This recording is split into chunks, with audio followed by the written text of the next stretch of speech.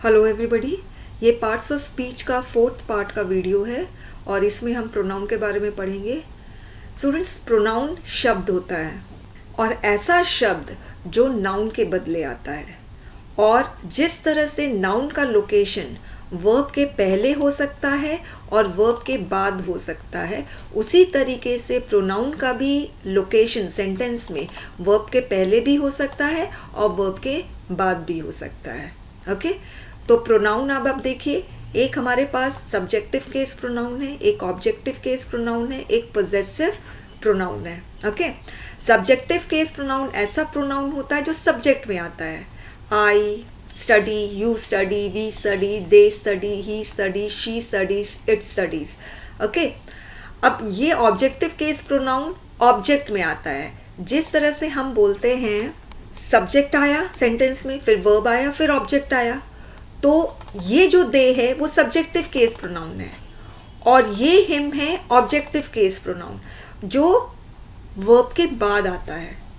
Okay, तो pronoun आपका verb के पहले भी आ सकता है, वर्ब के बाद भी आ सकता है, मगर वर्ब के पहले जो प्रोनाउन आता है वो सब्जेक्टिव केस प्रोनाउन होता है क्योंकि वो सब्जेक्ट होता है, और वर्ब के बाद वाले प्रोनाउन को हम ऑब्जेक्टिव केस कहते हैं। ओके, और ये है आपका पोजेसिव प्रोनाउन जिसके बारे में हम डिटेल में पढ़ेंगे। और नाउन का मैंने आपको नंबर दे दिया है, जैसे आई सिंगुलर है, यू को हम सिंगुलर और प्लूरल दोनों मानते हैं, वी प्लूरल होता है, दे आपका प्लूरल होता है, ही सिंगुलर, सिंगुलर और सिंगुलर। ओके, अब ये पोजेसिव एडजेक्टिव और पोजेसिव प्रोनाउन में क्या डिफरेंस है? ये एडजेक्टिव है। अगर ये एडजेक्टिव है तो ऑब्वियसली मैंने आपको बताया हुआ है जब हम पार्ट्स ऑफ स्पीच का इंट्रोडक्शन कर रहे थे कि एडजेक्टिव ऐसा शब्द है जो नाउन के पहले आता है। अब देखिए, दिस इज माई बैग, तो माई देखिए पोजेसिव एडजेक्टिव है और ये किसके पहले आया है? बैग के पहले, जो कि नाउन है। और माई का पोजेसिव प्रोनाउन क्या होता है? माइन। तो ये प्रोनाउन है, नाउन के साथ कभी भी नहीं आएगा। अगर ये नाउन के साथ आ गया तो गड़बड़ वाली बात हो जाएगी। तो अगर मैं बोल रही दिस बैग इज माइन, तो ये आपका सही है। अब आप देखिए, माइन बैग के साथ नहीं आया है, अकेले आया है, विदाउट नाउन।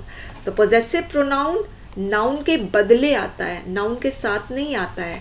तो अगर आपने लिख दिया यहाँ पर जो कि पूछा जाता है this bag is mine bag, तो गलत हो जाएगा। या ऐसे भी लिख दिया दिस इज माइन बैग, तो ये गलत हो जाएगा। क्यों?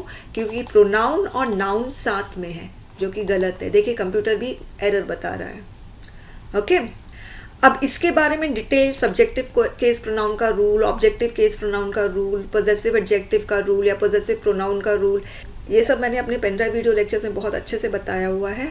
ठीक है, मगर ये वाले जो वीडियो है इसका मेन ऑब्जेक्टिव है कि आप आइडेंटिफाई कर पाओ कि कौन सा वर्ड सब्जेक्टिव केस प्रोनाउन है, कौन सा वर्ड ऑब्जेक्टिव केस प्रोनाउन है, या पोजेसिव एडजेक्टिव है या पोजेसिव प्रोनाउन है। ओके, अदर प्रोनाउंस के बारे में पढ़ रहे हैं। Interrogative pronoun.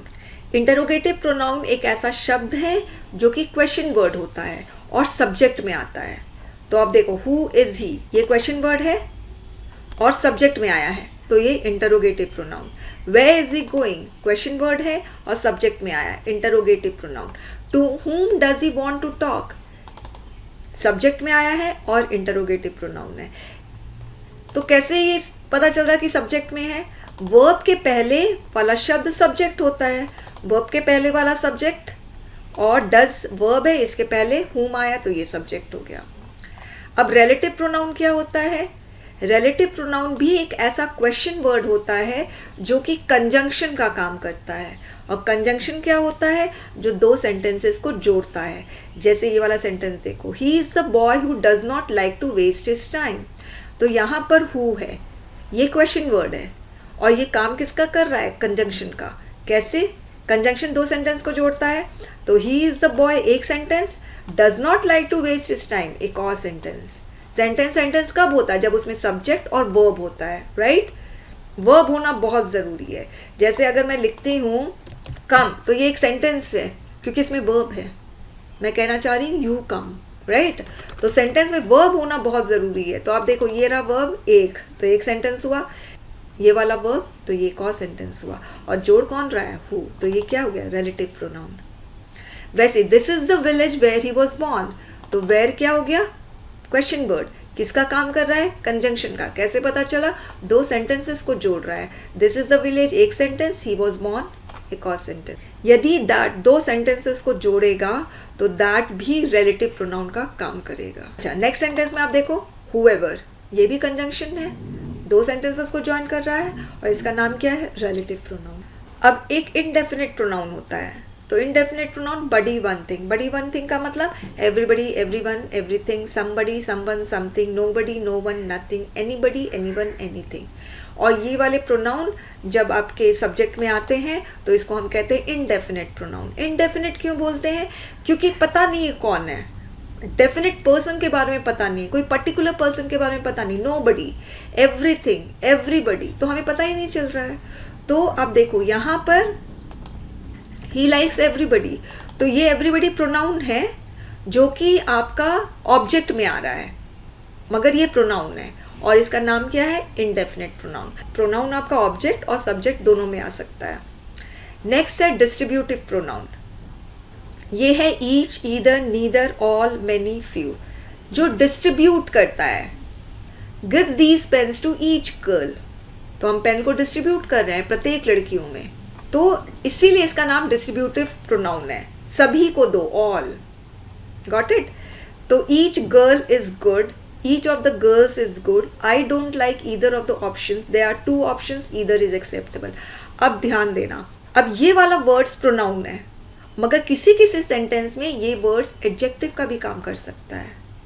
तो प्रोनाउन और एडजेक्टिव में डिफरेंस समझो। प्रोनाउन नाउन के बदले आता है, कभी भी नाउन के साथ नहीं आता, और एडजेक्टिव नाउन के साथ आता है। Got it?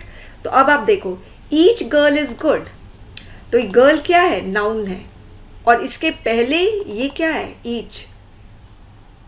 ये प्रोनाउन नहीं है, ये एडजेक्टिव है।